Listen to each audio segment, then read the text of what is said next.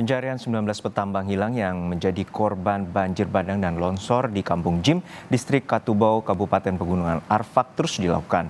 Salah satunya dengan menyisir lokasi banjir dan longsor. Dari pantauan gambar udara terlihat situasi lokasi bekas banjir dan tanah longsor yang terjadi. Diduga di titik ini sejumlah korban tertimbun material longsor. Saat ini cuaca di titik pencarian mendung dan berkabut ditambah lokasi yang ekstrem. Sehingga petugas harus ekstra hati-hati dalam melakukan pencarian. Sebelumnya, tanah longsor dan banjir menerjang kamp pekerja tambang emas di Distrik Katubau, Kabupaten Pegunungan Arfak, Papua Barat. Akibat longsor, 19 pekerja dilaporkan hilang. Longsor terjadi akibat hujan deras di area pertambangan. Dari jumlah korban, 24 orang yang terseret banjir, hanya 4 orang yang selamat. Sementara 1 orang meninggal dan 19 orang lainnya masih dalam pencarian. Tim SAR gabungan langsung menuju ke lokasi kejadian. Namun medan terjal dan sulit dijangkau menjadi kendala bagi tim SAR untuk mencari korban. Kami dari Polri, TNI, dan Basarnas saat ini sedang menuju ke TKP. Kami ada di Kampung Jingga dan diperkirakan 2-3 jam lagi kami akan sampai di TKP dengan kendaraan, bahkan berjalan kaki. Mohon doanya hingga kami sampai di tempat kejadian dan mencari mengevakuasi para korban. Kami pun aparat dalam keadaan selamat dan doa kita semua proses berjalan dengan baik dan lancar.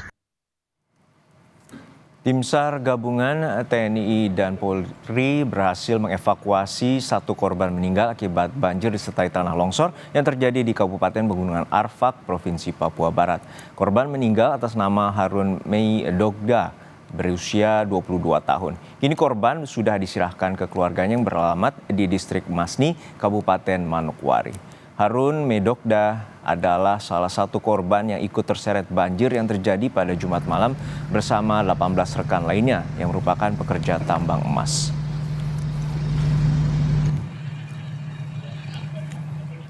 Untuk mengetahui informasi terkait pencarian 19 petambang emas yang hilang saat terjadi banjir bandang di Pegunungan Arfak, Manokwari, Papua Barat, kita tanyakan langsung pada jurnalis Kompas TV Flora Batlayeri di Sorong, Papua Barat Daya.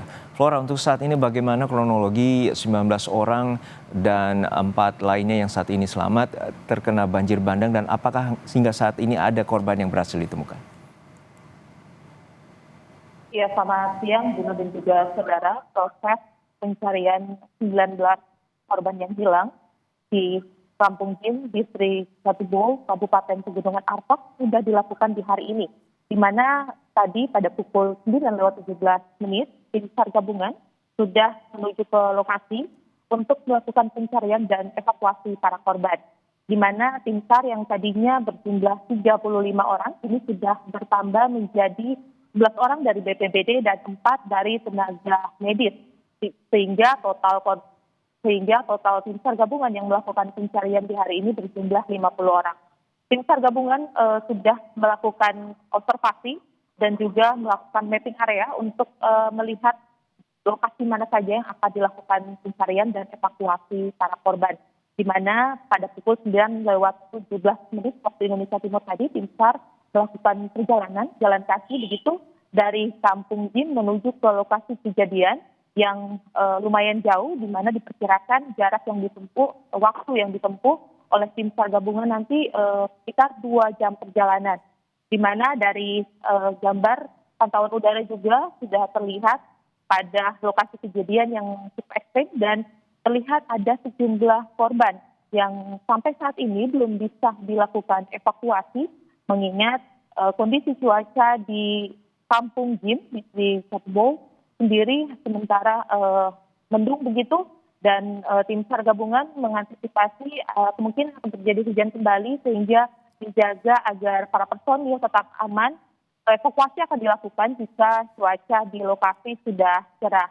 Untuk melewati lokasi, untuk menuju ke lokasi tempat kejadian, tim SAR melewati lembah dan juga gunung dan melewati sungai yang panjangnya 3 kilometer.